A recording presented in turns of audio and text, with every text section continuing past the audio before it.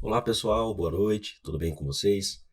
Estou aqui de volta para mais uma aula no meu canal Pedro Zanoni Oficial e também em cooperação aí com o Dr. Rodrigo Alvarez para mais uma aula no canal Desenhando Direito, tá? É uma honra imensa estar aqui para poder gravar essa aula com vocês e continuar dando o meu melhor, tá? Eu tenho me esforçado bastante, espero que vocês estejam gostando, tenho tido bons feedbacks aí.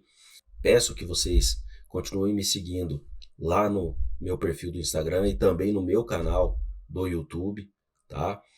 Os dois canais, só pesquisar lá pelo meu nome, Pedro Zanoni Oficial, que vocês vão encontrar. E todo dia eu posto material diferente, um material novo, dicas rápidas, aulas resolvendo questões, algumas notícias que eu entendo importante para todos nós aí do direito, para quem ainda está na faculdade, para quem já está na luta aí para ser aprovado na OAB, para quem já é advogado, para quem está estudando para concurso, para quem já é concursado, é para toda a área do direito, para quem quiser entrar e seguir esses dois meios de chegar até vocês aí, o canal do YouTube e o perfil do Instagram, só seguir lá, Pedro Zanoni Oficial. Fico muito grato pela ajuda que vocês têm dado, pelos feedbacks que vocês têm dado aí, que está sendo excelente, tá bom? E quero dar um recado especial hoje, tá? Esse recado vai para alguns amigos meus aí, eles sabem quem são, que ficam aí fazendo montagem, falando que eu pareço fiquei no último vídeo que eu tava de gorro, que eu tava de agasalho, falando que eu fiquei parecendo o Mano Brown. Porra, vão se lascar pra lá, pô. Vão, pelo amor de Deus, pô. Parecendo o Mano Brown. Mano Brown é gente boa, eu gosto das músicas dele aí e tal, mas Mano Brown não, pô. E nem o Primo Santos. Depois eu vou colocar pra vocês, o editor coloca as imagens aí de quem que eu tô falando pra vocês verem e vocês me falam se eu fiquei parecido ou não. É sacanagem vocês fazerem isso comigo, pô. O Eric, o Wagner, o Vitor, vocês estão na minha mão. Fica aí falando que eu fiquei parecido com o Mano Brown só porque eu tava de agasalho e com gorro, pô. Curto o Mano Brown, gosto das músicas dele, mas eu não fiquei parecido, não. Vocês estão de sacanagem comigo.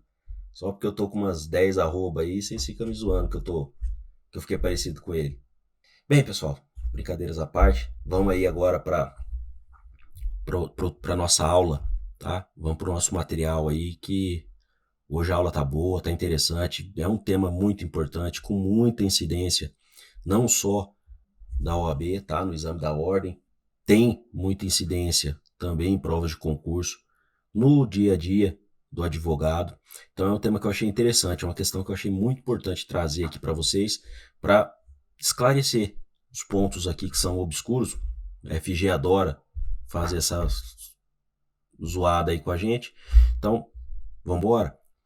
Bom, primeiramente, eu vou começar aqui pelas observações importantes, tá? A questão dessa aula, ela trata sobre o dano e o assistente de acusação, tá? Vamos lá. O primeiro ponto importante que a gente tem que saber sobre essa aula aqui é o dano tratado, como o que acontece, de onde saiu esse dano, por que você está falando isso, Pedro? Ó, toda vez que houver uma sentença penal condenatória, obrigatoriamente tem que ocorrer a previsão de reparação de dano, tá? Mas de onde você tirou? De onde você tirou isso, Pedro? Você estava inventando, você está maluco? Não, eu não estou maluco. Então, o primeiro ponto importante é fazer a análise aqui do artigo 387, inciso 4 do Código de Processo Penal. Por quê, Pedro? Por quê? Porque nesse inciso, tá, do Código de Processo Penal, está previsto expressamente que, se ocorrer uma sentença penal condenatória, obrigatoriamente o juiz tem que prever a reparação de dano, tá? É obrigatório ter isso na sentença. Vocês entenderam? Ah, mas onde você tirou isso? Do Código de Processo Penal. Tá ali, tá? Lei seca. Volto a repetir, tá? Vou falar de novo, vou falar várias vezes. E aí vai ter gente que vai falar pra mim, mas eu não sabia que vocês não estão entrando no meu canal e assistindo o vídeo. Olha essa porcaria, ó, tá com 0 visualização, pô, vamos ajudar, vamos ajudar. Vocês entenderam? Por quê? Porque lei seca, basicamente é lei seca que vocês precisam ler, juntamente com súmulas, resolver questões, e vir aqui assistir o nosso canal, porque, mas é muita lei, muita coisa para eu ler, muita coisa para eu decorar, como é que eu faço? Como é que você faz? Vem aqui assistir porque eu vou te passar os principais artigos, as principais questões que caem, os principais temas que são pedidos aí nas provas, tanto da OAB quanto de concurso. Vou te ajudar. Sempre que você tiver dúvida também nas questões aí da faculdade, só mandar inbox, só pedir que eu vou ajudar. Mas não basta ficar esperando cair do céu, porque hoje em dia o que cai do céu é avião, raio, cocô de pomba. Você ficar parado esperando aí, ó, é só isso que vai cair na cabeça de vocês. Então tem que, ó, ralar, sentar, estudar, que uma hora vocês vão passar, entendeu? Então no artigo 387, inciso 4 do Código de Processo Penal, existe a previsão de reparação de dano, sempre que tiver uma sentença penal condenatória. Tem a sentença penal condenatória, no dispositivo lá na parte final, o juiz tem que prever, tá, a determinação que o réu, a pessoa condenada, tem que reparar o dano moral, tá?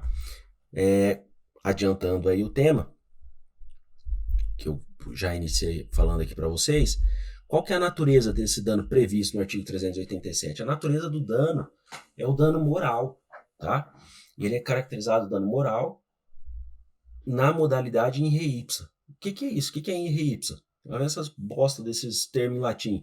Dano moral in re ipsa é aquele dano que não precisa de prova, de uma forma resumida, tá? Que eu não vou aprofundar aqui com vocês, que não é o caso, não precisa disso, porque não tem essa profundidade toda do que é in re ipsa nas provas de direito penal, obviamente, e de processo penal, seja na primeira, seja na segunda fase, não vai ter discussão do que é in re ipsa. Mas, para vocês terem uma noção geral aí, é um dano moral que não precisa de prova. Por que ele não precisa de prova? Porque o dano moral decorre do próprio fato. Então não precisa você chegar lá e falar, eu tenho que provar que eu tive a minha moral abalada perante a sociedade. Que eu tive... Não. Você não precisa provar nada disso, você não precisa levar a provas disso. Não. O fato de você ter sido vítima de um crime já causa esse dano perante a sociedade e a sua moral. E isso tem que ser ressarcido, tá? Sem precisar produção de provas especificamente para isso. Entenderam? Feita essas análises aí a respeito do dano, né, da natureza dele, existe um ponto também muito importante aqui, tá? E esse é clássico e bom para cair como pegadinha nas provas, tá? O juiz é obrigado a estipular um valor que ele entende ali suficiente para reparar o dano moral? Não, ele não tem que fixar um valor que ele entenda suficiente, ele tem que fixar um valor mínimo para o dano moral.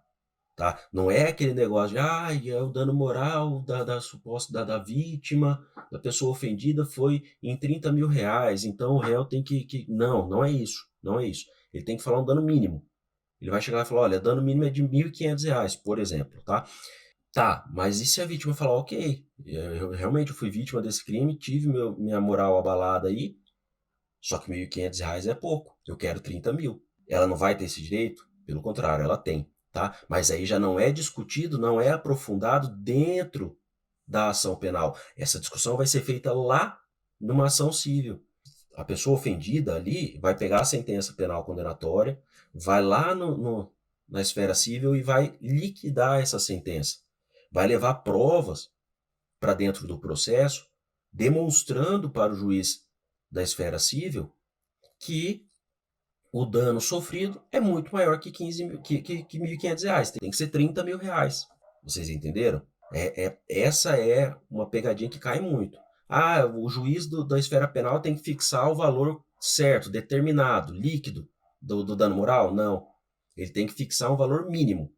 Se a pessoa ofendida achar que ela tem direito a mais, pega a sentença e executa liquida, na esfera civil, demonstrando que ela tem direito maior do que os 1.500 reais, por exemplo. Tá? Os 1.500 reais que eu estou falando toda hora aqui para vocês, porque onde eu trabalho atualmente, que é na Defensoria Pública, eu sou assessor da primeira Defensoria Pública do Homem, aqui de Campo Grande, no Mato Grosso do Sul. Já existia previsão no 387, aí, inciso 4 do Código de Processo Penal, mas não era muito aplicado nas sentenças. Era raro, é muito raro ver isso nas sentenças, tá? De uns anos para cá que começou-se a aplicar. O Ministério Público começou a fazer o pedido na denúncia para no final ter o direito à reparação do dano. Isso daí foi decidido depois em sede de recurso repetitivo, tá, no STJ, que ficou reconhecido, depois que pacificou com o recurso repetitivo, que é obrigatório a reparação de dano em casos de violência doméstica. Isso é obrigatório, então toda sentença vem e a juíza lá da primeira vara de violência doméstica, ela aplica o valor mínimo de R$ 1.500 e a vítima, querendo, pode ou executar esse valor de R$ 1.500 ou então liquidar. Isso daí, como eu expliquei para vocês. Um detalhe muito importante, que isso daí eu não coloquei aqui, e provavelmente quem não está assistindo a aula aí, quem não acompanha os nossos vídeos, não vai ter essa informação de pronto, tá? Que isso daí pode ser um plus para quem vai fazer a segunda fase. Então, atenção, pessoal aí da segunda fase, tá? Presta atenção aqui. Vamos olhar, ó. Olha aqui. Prestem atenção, tá? No caso do dano moral, o juiz só pode condenar lá na sentença se ele tiver sido requerido na denúncia. Se o promotor de justiça, o advogado que propuser a queixa-crime, não fizerem o pedido expresso na denúncia, não pode o juiz lá no final condenar e nem pode depois apresentar um pedido emendando no meio da ação. Não pode. Até pode emendar, tá? Só que aí vai voltar todo o processo do começo, todos os atos ali para poder refazer esse erro. Se não pedir na denúncia, não pode ser feito um pedido, por exemplo, nas alegações finais ou memoriais, ou o juiz de ofício conceder isso, tá? Então é um ponto muito importante, muito interessante. Se não tiver constando na denúncia, a acusação não pode pedir e o juiz não pode condenar a reparação de dano com base no 387, inciso 4 do Código de Processo Penal. Isso daí é uma dica que vocês não vão encontrar muito facilmente. Isso daí é dica da prática mesmo, do dia a dia, que eu vejo. E deixo aqui para vocês essa dica aí importantíssima para quando vocês forem fazer prova de segunda fase, seja da ordem, seja prova prática em alguns concursos aí, vocês saberem disso que, ó, vai ganhar ponto, beleza? Presta atenção. Essa é uma dica muito boa. Caso a sentença penal, tá, ela absolva a pessoa processada, é possível ela buscar reparação na esfera civil? E aí vem a nossa resposta preferida, tá? Para quem está ainda na graduação, para quem vai iniciar aí no dia a dia jurídico, depende, tá? Tudo depende, não dá para a gente ter certeza, não tem uma resposta pronta para tudo e com certeza é isso, não. Depende, tá? Isso depende. Por quê? Porque depende. A gente vai ver aqui agora com vocês. Tem várias situações que pode acontecer que uma sentença absolutória pode sim, pode permitir que a pessoa ofendida entre com a ação na esfera civil para reparar o dano que ela sofreu, tá bom? Sobre a absolvição gerar efeitos na esfera civil, tá? Isso pode acontecer? Depende do caso, tá? Como eu ressaltei aqui, a gente tem que ficar atento nessas situações aos artigos 65, 66 e 67 do Código de Processo Penal. Por quê? Porque em alguns casos de absolvição, a pessoa ofendida pode procurar a esfera civil para reparar o dano, em alguns casos não pode. Quais casos aqui que não pode? Vamos começar pelo que não pode, tá? No caso da pessoa processada ser absolvida por comprovada inexistência do fato. Não precisa nem dar ênfase nisso aqui, né, gente? Tá mais do que óbvio que se ficar comprovado a inexistência do fato numa sentença penal condenatória, você não pode rediscutir isso lá na esfera civil para falar que teve dano moral. Por que não? Ué, por quê?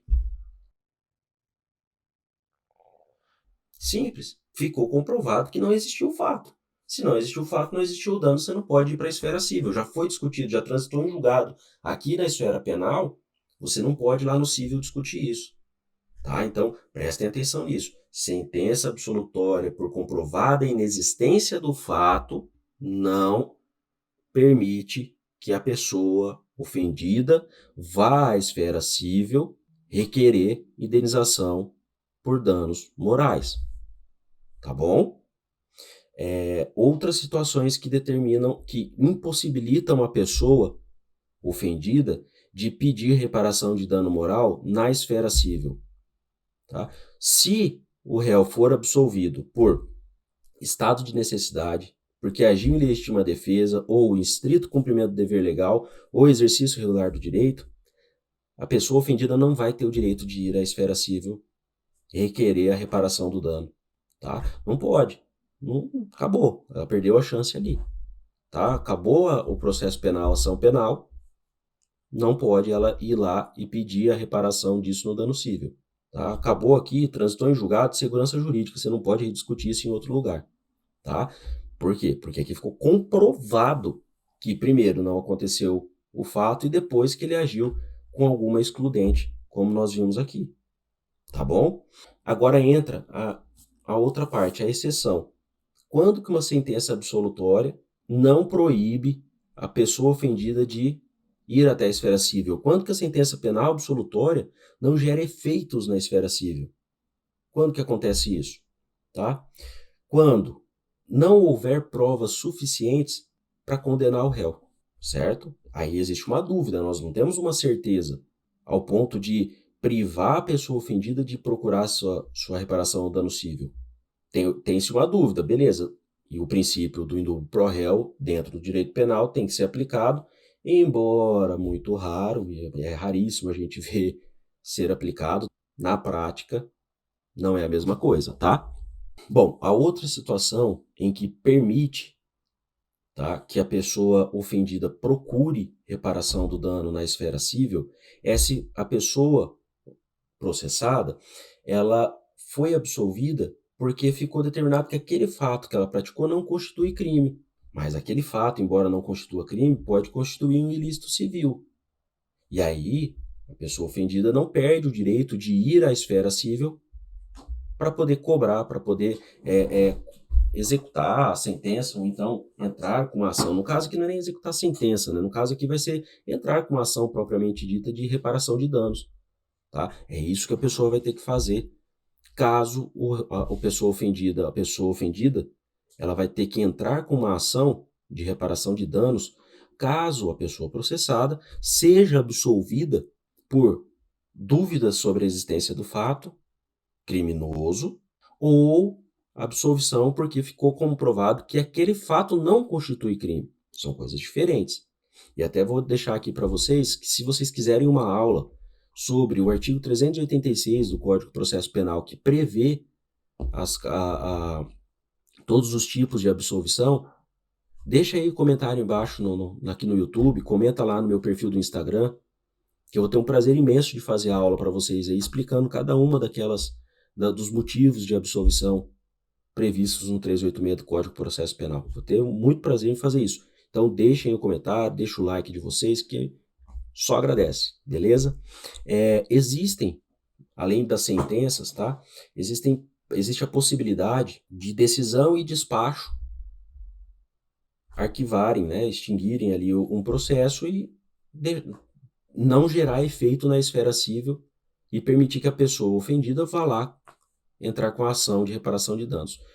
Exemplos disso, tá? Se a decisão extinguir a punibilidade do réu, por exemplo, pela prescrição, ocorreu a prescrição ali por prescrição com a pena em concreto, aconteceu ali a prescrição, reconhecida ela e o juiz extinguiu a punibilidade, não quer dizer que a pessoa ofendida não possa ir à esfera civil requerer a reparação do dano. Ela pode, tá? Porque houve prescrição, então ela pode ir lá sem problema nenhum, desde que também não esteja prescrito o direito dela na esfera civil, ela pode ir lá e cobrar isso, tá?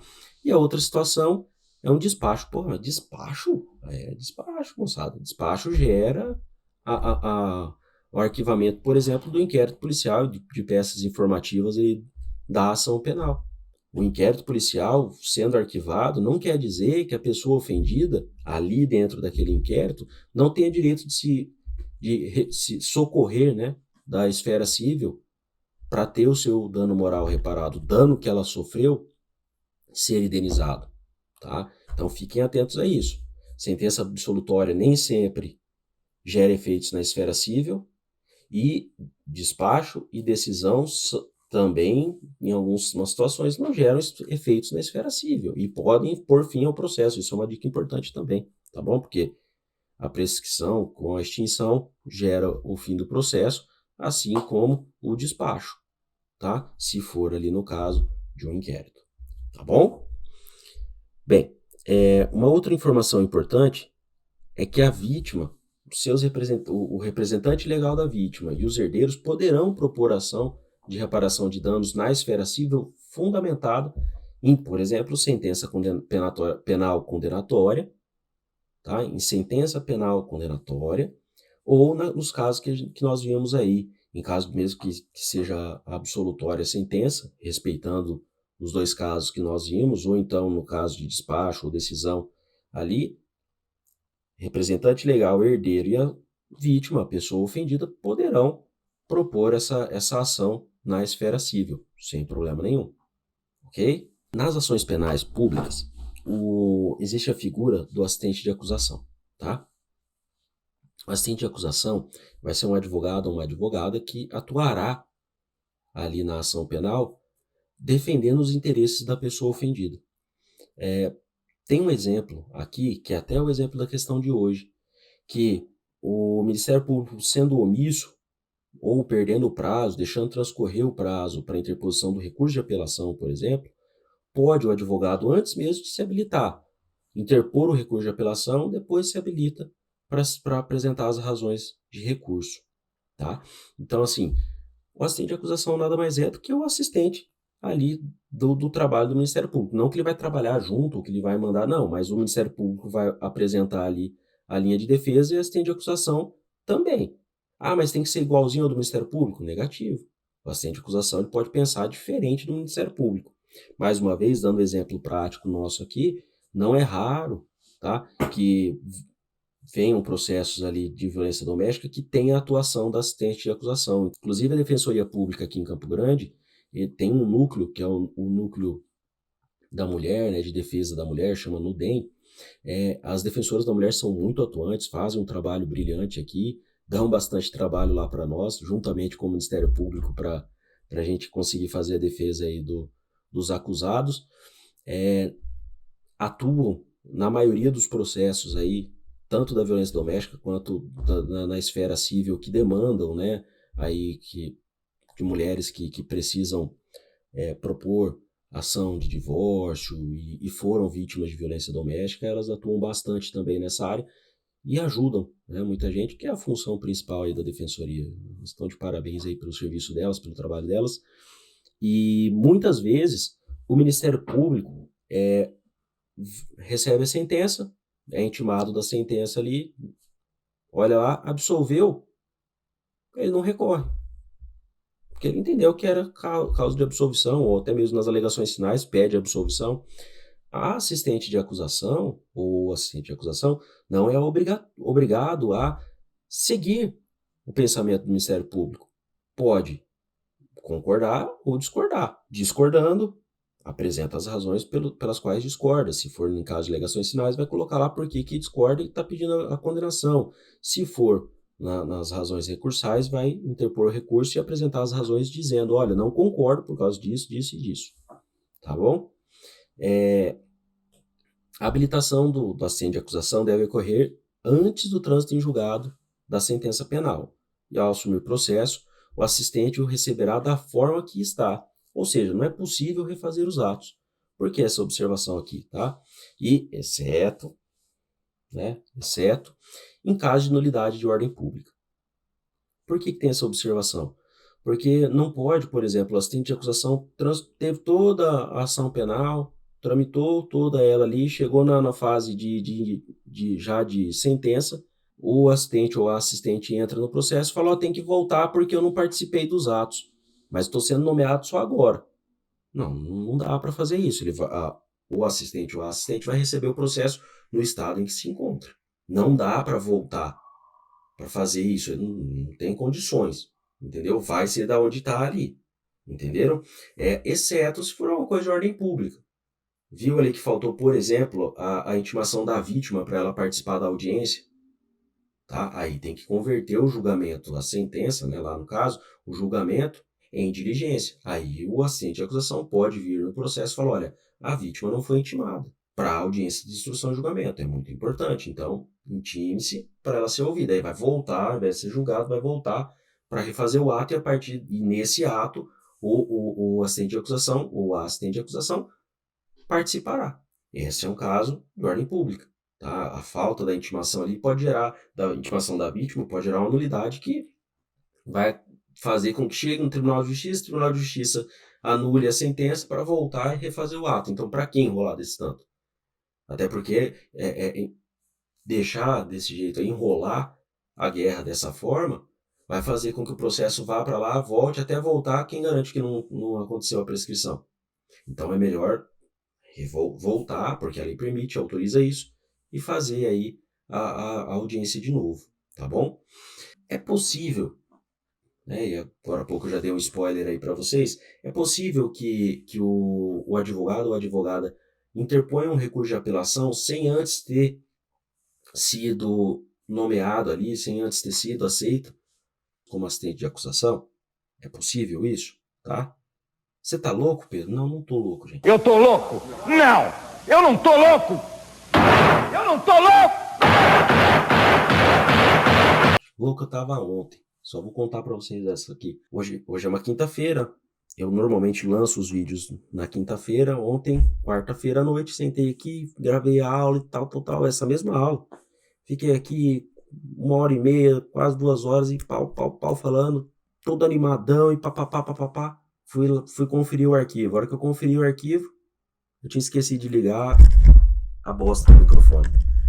Eu não liguei o microfone. Isso porque fica essa luz vermelha, fica aqui, ó, na minha cara, e eu não vejo que estava desligado. Eu perdi todo o meu tempo. Aí já era tarde da noite já. Eu falei, não vou gravar hoje de novo, não, que eu já tô cansado, já tava puto já com essa. Por ter esquecido. Falei, tá que pariu. Depois eu não gosto que os outros ficam me zoando, né? É foda. Mas enfim, não tô ficando louco. Dá para o advogado ou advogada interpor um recurso de apelação sem estar participando do processo como assistente de acusação. Mas como isso? De onde você tirou isso? Do mesmo lugar que eu sempre tiro as respostas para vocês. E não é de onde vocês estão pensando, tá? Como assim? Não entendi. Não é daí, não. Eu tirei a resposta da lei seca. Tá? As 8 questões que eu respondi até agora com vocês aqui, todas as respostas eu achei na lei seca. Todas as questões eu respondi com lei seca e súmula. Só. Não tem doutrina pesada, não tem coisa pesada para responder, para estudar. Não vai trazer essa dificuldade para vocês. Fiquem tranquilos, não precisa. Tá? Basta ler a lei seca, súmula, responder questão, acompanhar nossas aulas, que eu tenho certeza que vocês serão aprovados. Tá? Essa questão mesmo aqui, 4 artigos. 4 artigos para responder toda a questão. O que são 4 artigos, gente? E não são artigos que eu tirei lá do fundo do baú, que eu achei numa legislação esparsa. Não. Código de Processo Penal. Que eu tenho certeza que vocês tiveram aula na faculdade, que eu tenho certeza que vocês já estudaram. Quem está comprometido, quem é sério, quem quer passar mesmo no exame da ordem, eu tenho certeza que já leu o Código de Processo Penal mais de uma vez. Tá? Já leu o Código Penal, a Constituição, já leu. Não decorou, não é decorar, é ler. Tenho certeza que já leu e já sabe da existência do artigo. Agora, para massificar, para ficar ali com a carta na manga, para vocês saberem, essa questão eu já vi, ou algo parecido, tal. Responder questão e acompanhar os nossos canais aqui. Acompanha lá o canal do Pedro Zanoni Oficial, o meu canal, e também o canal do Rodrigo Alvarez, o Desenhando Direito. Eu tenho certeza que vocês vão ter sucesso.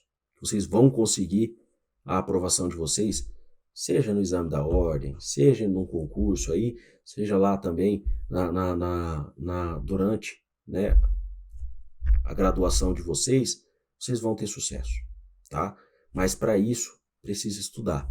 Tem um ditado muito importante que fala que a sua aprovação num concurso ou numa prova, que depende de estudo, começa pela bunda, tá? Você tá maluco? Que comentário é esse? De onde você tirou isso? É pela bunda. Porque enquanto você não sentar ela na cadeira ali, não colocar ela na cadeira para você estudar, você não vai passar. tá? Então, é obrigatório ler lei seca. Não precisa ir para a doutrina, não faça isso com vocês. Ah, mas vou ler sinopse. Gente, não precisa gastar dinheiro com isso. Tá? É gastar dinheiro à toa. Eu estou trazendo para vocês mastigado aqui de graça as respostas. É só ler a lei seca. Pega o vademecum ali, ó. Separa umas horinhas do dia ali para você ler. Leia um pouco, vai responder umas questões do tema, lê outro pouco, responde as questões do tema. Ou, se preferir, tem gente que prefere, né? Lê a lei seca, faz ali os seus resumos, seus apontamentos. Cuidado para não ficar riscando muito o vademecum se você tem a pretensão de usar esse mesmo vademecum na segunda fase, porque vocês vão para a segunda fase estudando lei seca, vocês podem ter certeza disso. E deixa para fazer no final de semana um simulado.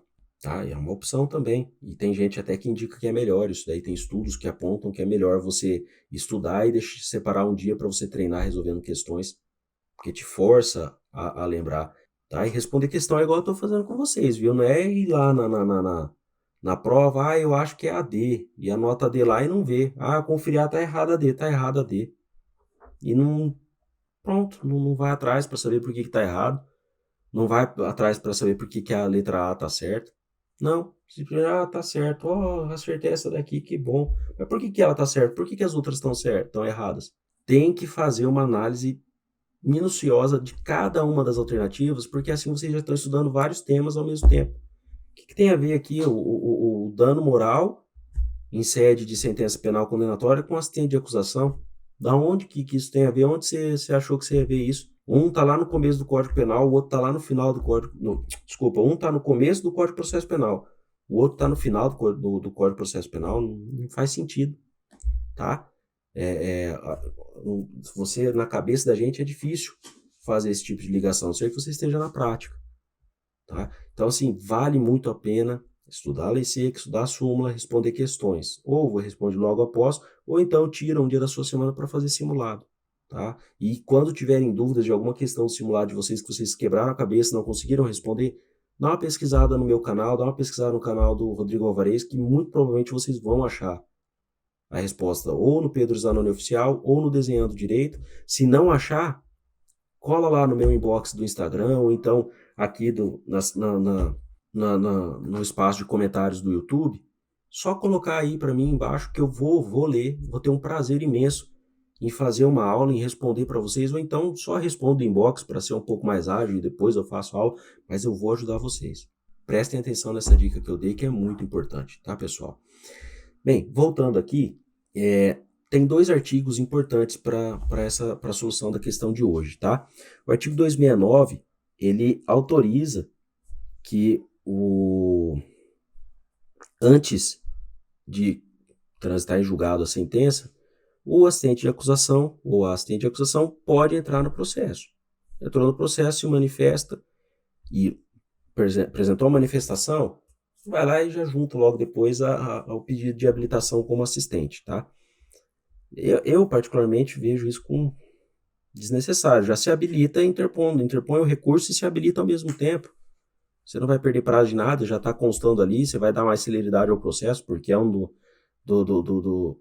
dos princípios basilares aí nosso do direito é a celeridade, tá? Sem perder de vista aí outras coisas importantes, mas dar celeridade é extremamente importante. Então já se habilita e interpõe recurso, no caso aqui. Essa é uma outra opção. A outra situação, o artigo 598, ele traz a previsão que qualquer pessoa que ainda que não esteja habilitada ali como assistente de acusação dentro do processo, pode interpor um recurso de apelação. A pessoa ofendida, né? Qualquer pessoa, que eu digo assim, a pessoa ofendida, ou então aquelas do artigo 31 lá, que traz a previsão de várias pessoas ligadas aí a pessoa ofendida interpor o recurso de apelação. Tá? Então é possível que seja apresentado um recurso de apelação, mesmo sem ter sido habilitado como assistente de acusação. Esses 2 artigos são importantes para a resolução da questão de hoje, tá? Bom, então vamos aqui dando continuidade. Bem, chegamos aos artigos importantes para a resolução da questão. O artigo 63, o artigo 66, artigo 387, inciso 4 e artigo 598 do Código de Processo Penal. Esses artigos, como vocês estão vendo, 4 artigos. 4 artigos apenas que eu usei aqui para resolver essa questão. Tá? Eu vou ler a questão agora com vocês aqui e a gente já vai passar daqui um pouquinho para a leitura das alternativas e explicar cada uma delas por que está certo e qual que está errada e por que de cada uma dessas questões, tá? Bom, Mariana foi vítima de um crime de apropriação indébita consumado que teria sido praticado por Paloma. Ao tomar conhecimento de que Paloma teria sido denunciada pelo crime mencionado, inclusive sendo apresentado pelo Ministério Público o valor do prejuízo sofrido pela vítima e o requerimento de reparação de dano, Mariana passou a acompanhar o andamento processual sem, porém, habilitar-se como assistente de acusação. No momento em que constatou que os autos estariam conclusos para a sentença, Mariana procurou seu advogado para a adoção das medidas cabíveis, esclarecendo o temor de ver a ré absolvida e não ter seu prejuízo reparado. O advogado de Mariana deverá informar a sua cliente. Então, vocês viram ali. A questão ela traz aí para a gente o tempo em que a assistente de acusação pode atuar, tá? Pode entrar dentro do processo. E também a parte da reparação do dano, vocês vão ver que é muito discutida aqui nas alternativas. Tá? Alternativa A. Não poderá ser fixado pelo juiz valor mínimo a título de indenização, mas em caso de sentença condenatória, poderá esta ser executada por meio de ação civil ex delicto por Mariana ou seu representante legal. Pelo amor de Deus. Não dá. No, God! No, God, please, no! No! No! No! Não dá para admitir que vocês errem assinalem uma alternativa dessa como correta. Puta que pariu, né? Só dá uma olhada aí no artigo 387, inciso 4 do Código de Processo Penal, tá ali explicitamente que tem que constar o valor de reparação mínima do dano. Tá ali, tá escrito, explícito, não é interpretação, não é tirado de lado onde vocês estão pensando, não. É do texto explícito da lei. Não tem o que falar. A alternativa A está incorreta, por quê? Porque o artigo 387 determina expressamente que tem que ser reparado o dano moral em caso de condenação penal. Teve a sentença penal condenatória, o juiz tem que aplicar a reparação do dano moral para a pessoa ofendida. Ok? Óbvio que observando os requisitos, e um deles é que o pedido conste desde da denúncia, tá? Ou da queixa. Alternativa B. Poderá ser apresentado recurso de apelação diante de eventual sentença absolutória e omissão do Ministério Público por parte de Mariana, por meio de seu patrono, ainda que não esteja, no momento da sentença, habilitado como assistente de acusação. A alternativa está correta, tá? A alternativa está mais do que correta. Por que ela está correta? Porque tem previsão legal para isso. Tá? Não tem segredo, não é doutrina, não estou tirando isso de lugar nenhum, a não ser o Código de Processo Penal. Artigo 598 do Código de Processo Penal. Está lá expresso que o advogado ou advogada da parte ofendida poderá interpor recurso de apelação da sentença absolutória e omissão do MP, mesmo antes de habilitar-se como assistente de acusação. Então não tem o que falar. Tá? Mais óbvio do que o que eu já expliquei lá atrás, que o artigo 598 traz a previsão expressa no texto, não tem, gente. Não tem como aqui você falar que você errar uma alternativa dessa. É impossível e é absurdo alguém que acompanha o nosso canal aqui errar uma questão dessa. Vai errar? Vai errar porque não olha. Ó, se vocês olharem aí, pô, ao invés de me ajudar, tá o tantinho de visualização que tem, ninguém divulga, ninguém compartilha o vídeo, aí fica nessa mesmo. Tá? Eu tô falando isso mais pro pessoal lá do meu canal, que me acompanha, mas não compartilha. O pessoal do Desenhando Direito tá de parabéns aí, que assiste, eu tenho visto que tem compartilhado. Tem muitos indo lá no meu canal assistir. Agora o pessoal aqui do meu canal tá complicado, hein? A maioria de vocês aí, pô, não tá dando aquela força, não tá dando aquela moral, divulgando. E aí o que vocês vão ver são várias pessoas próximas a vocês aí rodando numa questão fácil, uma questão simples dessa, que você resolve desde que você estude a lei seca. Entendeu? Alternativa C, está incorreta. Né? Está incorreta, ó, porque poderá ser fixado pelo juiz valor a título de indenização em caso de sentença condenatória, não podendo a ofendida, porém, nesta hipótese, buscar a apuração do dano efetivamente sofrido perante o juízo civil. Já falei um monte de vezes. Artigo 63 do Código de Processo Penal prevê que a ofendida que não estiver contente com o valor mínimo que for arbitrado pelo juiz a título de reparação de dano moral lá na sentença penal condenatória, poderá pegar a sentença penal condenatória transitada em julgado, ir até o juízo civil, sendo representada por um advogado particular ou pela defensoria pública, e liquidar essa sentença. E aí, nesse processo de liquidação de sentença, a pessoa ofendida vai trazer ali várias provas demonstrando que o dano moral que ela sofreu é superior àquele valor arbitrado na sentença penal condenatória. Isso tudo porque o artigo 63 do Código de Processo Penal autoriza.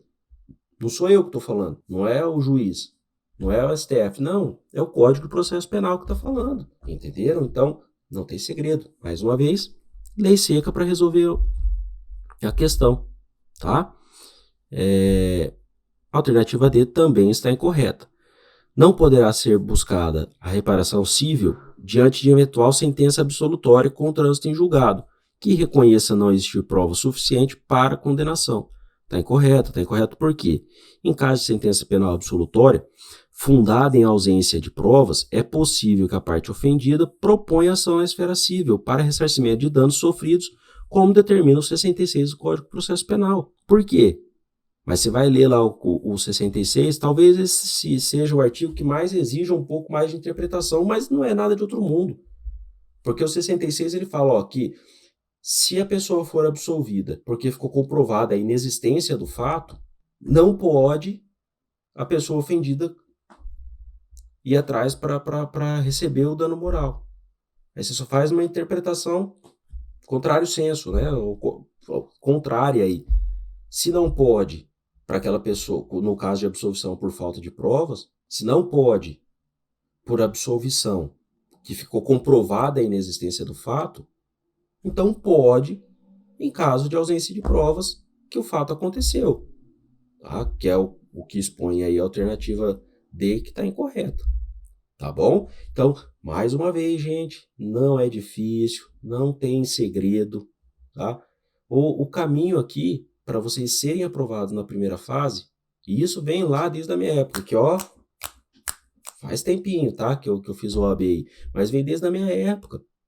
Não tem segredo, lei seca e súmula, mais simulados ou resolução de questões, tá bom? Então, façam isso.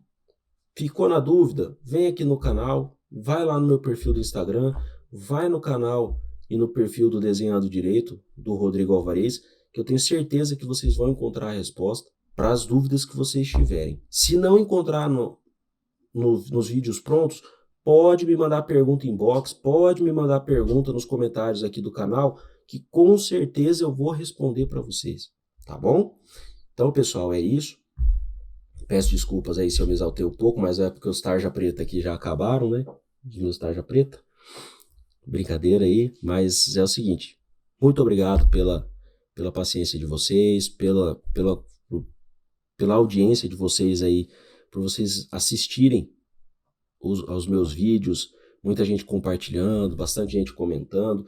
Isso é o melhor pagamento que eu tenho, tá? Não tenham dúvida que para mim o reconhecimento de vocês aí, os elogios que eu venho recebendo são muito gratificantes e um combustível aí para eu continuar fazendo, preparando, me esforçando e trazendo a aula para vocês.